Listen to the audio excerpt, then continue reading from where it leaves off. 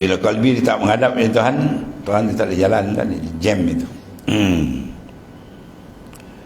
Faqidul mahabbah muakharun. Orang yang luput mahabbah dengan Tuhan, orang tu muakhar. Apa muakhar? Orang yang akan tercecer jauh di belakang. Orang dah sampai, dia tak sampai-sampai lagi, jauh belakang. Bila apa? Bila tidak ada mahabbah. Jalan kita ni mahabbah, tariquna tariqul mahabbah. Jalan kita ialah jalan membentuk kerinduan mahabbah dengan Allah Ta'ala.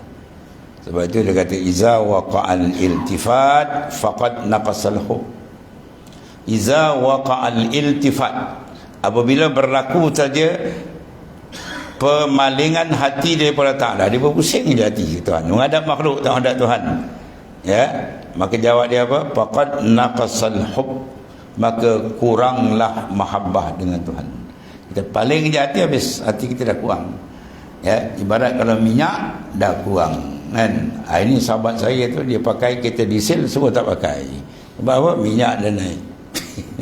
Dia tuang setengah tangki dah 200 lebih, mau dia tu.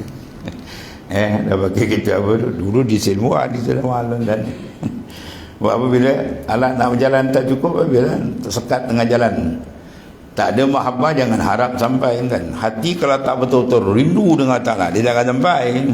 Pakai amat dia tak sampai makrifat, kau tarik tasbih bergulung. Itu zahir, dalam dia nak pakai dalam tu.